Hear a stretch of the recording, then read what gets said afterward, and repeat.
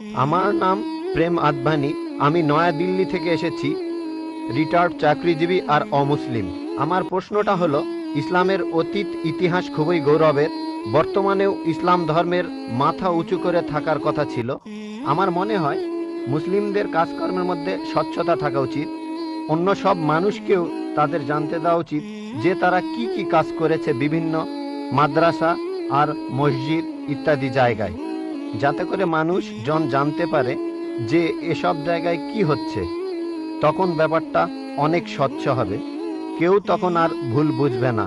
ধন্যবাদ ভাই, খুব সুন্দর প্রশ্ন করেছেন। তবে আপনার উত্তর দেওয়ার আগে আগের বার যে প্রশ্নগুলো করেছিলেন সে ব্যাপারে কিছু কথা বলি। তার 3টা প্রশ্ন, সেখানে আমার মেয়ে রুজদা নায়কের গানের কথাগুলো মনে পড়লো। শেষ গানটা যে don't talk to me about Mohammad সাল্লাল্লাহু আলাইহি সাল্লাম, আর কোঅর্ডিনেটর বলেছিলেন গানের কথাগুলো একটু মনোযোগ দিয়ে শুনবেন। আপনারা যদি কথাগুলো শুনে থাকেন, এটা নবীজি সাল্লাল্লাহু আলাইহি সাল্লামের একটা সিরাত যে একদিন মুহাম্মদ সাল্লাল্লাহু আলাইহি সাল্লাম হেঁটে যাচ্ছিলেন, তখন এক পথচারীর সঙ্গে তার দেখা হলো। সে নবীজির বিরুদ্ধে কথা বলতে লাগলো, ও এই নবী মোহাম্মদ খুবই খারাপ লোক, তার সঙ্গে কথা বলো না। সে কিন্তু মোহাম্মদ সাল্লাল্লাহু আলাইহি সাল্লামের সঙ্গে কথা বলছে, সে জানে না ওই লোকটাই মোহাম্মদ সাল্লাল্লাহু আলাইহি সাল্লাম। সে নবীজির কাছে বলল, পথে হাঁটতে হাঁটতে, নবী মোহাম্মদ খুবই খারাপ লোক, তার কথা শুনো না, তার কথা শুনলে বিপর্যয় হয়ে যাবে, সবার জন্য খারাপ হবে, ইত্যাদি ইত্যাদি। গানটাতে এই কথাগুলো বলা হয়েছিল। লোকটা নবীজিকে বলল, তবে আপনি খুব ভালো মানুষ, আর আপনাকে সাবধান করছি ওই মোহাম্মদ লোকটার কথা শুনবেন না সাল্লাল্লাহু আলাইহি সাল্লাম। সে ভণ্ড, নাউজুবিল্লাহ, সে খুব খারাপ মানুষ, নাউজুবিল্লাহ। এরকম আরো অনেক কথা। তবে নবীজিকে বলল, আপনি খুব ভালো মানুষ, আপনি দয়ালু, আপনি পরোপকারী, আপনার নামটা জানতে পারি? নাম শুনে বলল, কি? আপনি কি বললেন? আমি কি ঠিক শুনছি? আপনার নাম মোহাম্মদ সাল্লাল্লাহু আলাইহি সাল্লাম? তখন সে বলল, আশহাদু আল্লা ইলাহা ইল্লাল্লাহ ওয়া আশহাদু আন্না মুহাম্মাদুর রাসূলুল্লাহ। যখন সেই লোকটা বুঝতে পারলো যে এই লোকটাই মোহাম্মদ সাল্লাল্লাহু আলাইহি সাল্লাম, আমি অন্য মানুষের কাছে শুনেছিলাম সে খুব খারাপ মানুষ, ইনি তো ভালো মানুষ, তখন সে ইসলাম গ্রহণ করলো। তাই আমার প্রিয় বোন, উনি একটু আগে যখন প্রশ্নগুলো করেছিলেন, তখন আমার মেয়ের গানের কথাগুলো মনে পড়েছিল। নবীজি সাল্লাল্লাহু আলাইহি সাল্লামের সেই সিরাতটা, যেখানে এক পথচারী নবীজির কাছে এই নবীজি সম্পর্কে বদনাম করছিল, তবে তখনই সত্যিটা জানার পর সেই লোক শাহাদা উচ্চারণ করেছিল। আশা করি ইনশাল্লাহ আমাদের বোনও শাহাদা দেবেন, আর আমি দোয়া করি আল্লাহ যেন তাকে হেদায়েত দান করেন। ভাই, আপনি খুব সুন্দর প্রশ্ন করেছেন। আর বললেন যে ইসলামের অতীত ইতিহাস খুবই গৌরবের। তারপর বলছেন স্বচ্ছতা থাকার প্রয়োজন আছে, বিশেষ করে মাদ্রাসাগুলোতে। কে আপত্তি করবে? আমি একমত ভাই, আমি সম্পূর্ণ একমত। কে বলছে যে স্বচ্ছতা থাকবে না? শুধু স্বচ্ছতাই নয়, আমি চাই অমুসলিম ছাত্রছাত্রীরা মাদ্রাসায় লেখাপড়া করুক। আমি এটাও জানি ভাই, আমি জানি আপনি এখানে মিডিয়ার কথাগুলো বলছেন, যে মিডিয়া বলছে যে মাদ্রাসাগুলো হলো সন্ত্রাসবাদের আখড়া। মিডিয়া বলছে, আপনি না, মিডিয়া। মাদ্রাসা আরবি শব্দটার অর্থ যেখানে শিক্ষা দেওয়া হয়, আরেকটা বিশ্ববিদ্যালয়ের মতো। স্কুল বলতে পারেন, কলেজ বলতে পারেন, ইউনিভার্সিটিও বলতে পারেন। তবে মিডিয়া মাদ্রাসাগুলোকে এমনভাবে তুলে ধরে, যদি কোনো মাদ্রাসায় যান আপনি সন্ত্রাসী হয়ে যাবেন। মিডিয়া বলে আপনি না। একটা প্রশ্ন করি, এই পৃথিবীর ইতিহাসে যে লোকটা সবচেয়ে বেশি মানুষ হত্যা করেছে সে হিটলার। সে পড়েছিল কোন মাদ্রাসায়? কোন মাদ্রাসা? হিটলার কোন মাদ্রাসার ছাত্র? তারপর দেখবেন যে মাফিয়া পৃথিবী জুড়ে চোরাচালান আর মাদক ব্যবসা করে। যদি একটা জরিপ করেন এইসব স্মাগলারদের, সেই সব লোকদের যারা জেলে যায়, যদি জরিপ করেন তাদের কতজন মাদ্রাসায় পড়েছে? কতজন?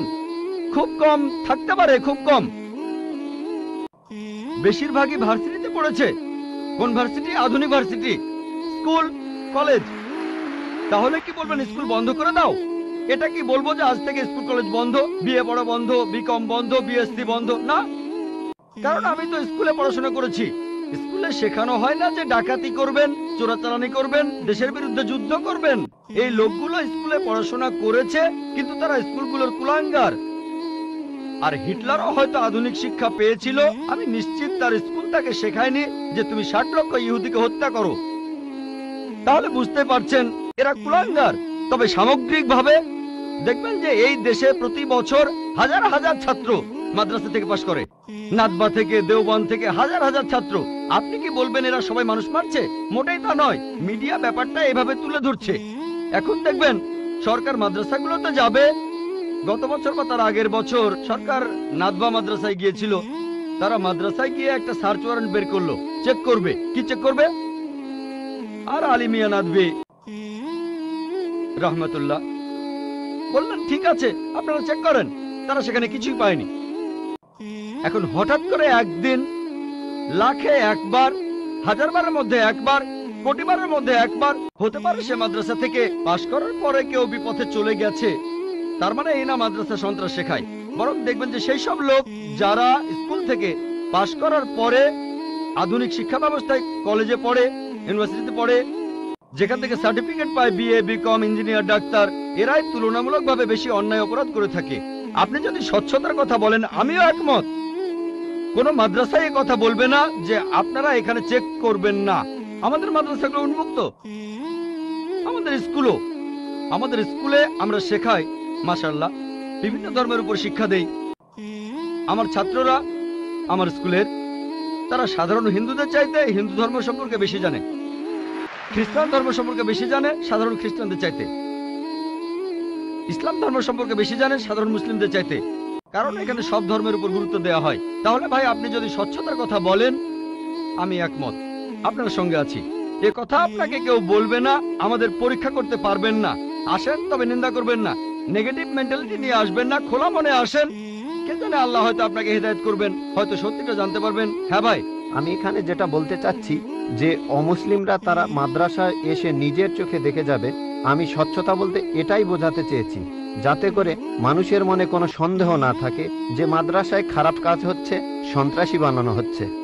ভাই খুব সুন্দর প্রশ্ন করেছেন। মাদ্রাসাগুলোকে স্বচ্ছ বানাবো যাতে অমুসলিমরা এসে পড়তে পারে। ভাই প্রথমে আমন্ত্রণ জানাচ্ছি আপনাকে, আপনার ছেলে মেয়েদের আইআরএফে আসেন, আমি আপনাকে আমন্ত্রণ জানাচ্ছি। আর ইসলামিক রিসার্চ ফাউন্ডেশনে একটা লাইব্রেরি আছে। এই লাইব্রেরিটা গোটা ইন্ডিয়ার মধ্যে বিভিন্ন ধর্মগ্রন্থের সংগ্রহের দিক থেকে একটা প্রথম শ্রেণীর লাইব্রেরি। আমাদের লাইব্রেরিতে 200-রও বেশি আলাদা আলাদা বাইবেল আছে। বাইবেলের 50টা এডিশন আছে। শুধু ভগবত গীতার অনুবাদে আছে 50টা। বেদের অনেকগুলো অনুবাদ আছে, ঋগ্বেদ, যজুর্বেদ, অথর্ববেদ। হয়তো সরকারি লাইব্রেরিতেও এতগুলো বই পাবেন না, হতে পারে আপনার ধর্মীয় প্রতিষ্ঠানের লাইব্রেরিতেও এই বইগুলো পাবেন না। আমরা উৎসাহ দেই, পড়েন আর সত্যের পথে আসেন। আর অন্যদের কথা বাদ দেন, আমি আমন্ত্রণ জানাচ্ছি আপনাকে, আপনার ছেলে মেয়েদের, আপনাদের প্লেনের টিকিটটাও দিয়ে দেব ফ্রি। আইআরএফে আসেন, আপনাকে আমরা স্বাগত জানাবো। পড়েন, তাহলে সত্যটা জানতে পারবো একসাথে ইনশাআল্লাহ। মাইক্রোফোনটা কি অন করবেন ভাই? আপনাকে অনেক ধন্যবাদ। আমার কথাগুলো আপনি খোলা মনে গ্রহণ করেছেন। আমি চেষ্টা করব যাতে আপনার আমন্ত্রণটা রাখতে পারি। জি, ঠিকানাটা দিয়ে যান, প্লেনের টিকিট পাঠিয়ে দেবো ইনশাআল্লাহ। এবারে প্রশ্ন করা হচ্ছে মহিলাদের মধ্য থেকে।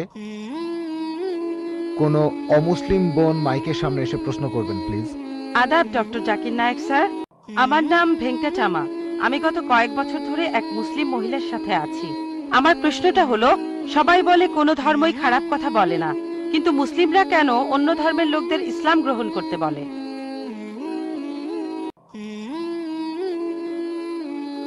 বোন, আপনি বললেন যে আপনি একটা মুসলিম পরিবারের সঙ্গে থাকেন অনেক বছর ধরে।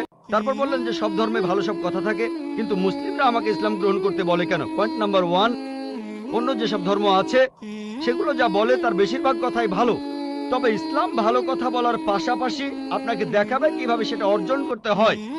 আমি উদাহরণও দিয়েছি, সব ধর্মই বলে চুরি করো না, ইসলাম একই কথা বলে, তবে ইসলাম দেখিয়ে দেয় কিভাবে সেই অবস্থানে যাবেন যেখানে কেউ চুরি করে না। জাকাত দেন, সাহায্য করেন, এরপর কেউ চুরি করলে তার হাত কেটে ফেলেন, তাহলে চুরি করা বন্ধ হয়ে যাবে, কোনো অপরাধ থাকবে না। এজন্যই আমি বলেছিলাম যে ইসলাম ভালো কথা বলার পাশাপাশি আপনাকে দেখিয়ে দেবে কিভাবে সেটা অর্জন করতে হয়। 2 নম্বর পয়েন্ট, আমি বিভিন্ন ধর্মের একজন ছাত্র হিসেবে বলছি, যদি আপনি হিন্দু ধর্মগ্রন্থগুলো মেনে চলেন, মনে হয় আপনি হিন্দু, যদি হিন্দু ধর্মগ্রন্থগুলো মেনে চলেন, যদি একজন ভালো হিন্দু হন, আপনাদের ধর্মগ্রন্থই বলছে ঈশ্বর মাত্র একজন। আমার লেকচারে অনেক হিন্দু ধর্মগ্রন্থের উদ্ধৃতি দিয়েছি, এক ঈশ্বর। আপনাদের ধর্মগ্রন্থ বলছে মূর্তি পূজা করবে না। ভগবত গীতার 7 অধ্যায়ের 20 অনুচ্ছেদ বলছে জাগতিক আকাঙ্ক্ষা যাদের বুদ্ধিকে আচ্ছন্ন করে রেখেছে তারা নকল ঈশ্বরের পূজা করে, তারা মূর্তি পূজা করে। এক ঈশ্বরে বিশ্বাস করতে হবে। আজকে আমার লেকচারে বলেছিলাম বিশ্বাস করতে হবে অন্তিম ঋষিকে, কল্কি অবতার, যার বাবার নাম হবে বিষ্ণু ইয়াস আব্দুল্লাহ, তার মায়ের নাম হবে সুমতি আমিনা। তিনি জন্মগ্রহণ করবেন শাম্বালা নামের গ্রামে মক্কা। তিনি জন্মাবেন শাম্বালা শহরের প্রধানের ঘরে, মক্কার প্রধানের ঘরে। তিনি হবেন পুরো মানুষ জাতির পথপ্রদর্শক। তিনি আলোকপ্রাপ্ত হবেন রাতের বেলায় একটা গুহায়। তিনি উত্তর দিকে গিয়ে আবার ফিরে আসবেন। ঈশ্বর তাকে 8টা গুণ দেবেন। তিনি হবেন পৃথিবীর সব মানুষের পথপ্রদর্শক। তিনি একটা ঘোড়ায় চড়বেন, ডান হাতে থাকবে একটা তরবারি, 4 জন সহচর থাকবে তাকে বিভিন্ন সময় ফেরেশতাগণ সাহায্য করবেন। এরকম আরো অনেক অনেক। এই মানুষটা কে? যদি ভালো হিন্দু হয়ে থাকেন তাহলে আপনি এই অন্তিম ঋষিকে বিশ্বাস করবেন, তা না হলে আপনি ভালো হিন্দু নেই। যদি ভালো হিন্দু হয়ে থাকেন তাহলে এক ঈশ্বর বিশ্বাস করবেন, তাহলে আপনি মূর্তি পূজা করবেন না। নাতাস্তি প্রতিমা আস্তি, মহান ঈশ্বর, তার কোনো প্রতিমা নেই, তার কোনো প্রতিমূর্তি নেই, তার কোনো ছবি নেই, তার কোনো ফটোগ্রাফ নেই, তার কোনো ভাস্কর্য নেই। আর আমি বিতর্ক করেছি পণ্ডিতদের সাথে, হিন্দু পণ্ডিত, ওনারা শঙ্করাচার্য অনেক, সেখানে আমি কথা বলেছি। কোন শঙ্করাচার্যই আমাকে বলেননি ভাই আপনি ভুল বলেছেন, কেউ না। একটা বিতর্ক করেছিলাম শ্রী শ্রী রবিশঙ্করের সাথে 21শে জানুয়ারিতে। তিনি ইন্ডিয়ায় হিন্দুদের মাঝে খুবই জনপ্রিয় গুরু, আর্ট অফ লিভিং। আমি তাকে বলেছিলাম আর্ট অফ লিভিং এর শ্রেষ্ঠ বই হলো এই পবিত্র কোরআন। আমি তাকে মুসলিমদের এই আর্ট অফ লিভিং এ আমন্ত্রণ জানিয়েছিলাম। আমরা সংখ্যায় এখন 130 কোটি, 130 কোটি মুসলিম। আমি তাকে আমন্ত্রণ জানিয়েছিলাম যদি তিনি ধর্মগ্রন্থগুলো মানেন, তিনি বেদের উপরে একজন বিশেষজ্ঞ, তাকে এটা মানতেই হবে। একইভাবে বোন, আপনাকে বুঝতে হবে অন্য সব ধর্মগ্রন্থগুলো হয়তো আল্লাহর বাণী আপনি বলছেন, সময় বদলানোর সাথে সাথে সেগুলোও কিন্তু বদলে গেছে। স্বামী বিবেকানন্দ বলেছেন বেদের 99%ই হারিয়ে গেছে, বাকি যে 1% আছে সেটা আমাদের কঠোরভাবে মানতে হবে। কঠোরভাবে মানে অন্তিম ঋষিকেও মানতে হবে। তাহলে কঠোরভাবে মানলে আপনি মুহাম্মদ সাল্লাল্লাহু আলাইহি সাল্লামকেও মানবেন, আপনি কোরআনকেও মানবেন।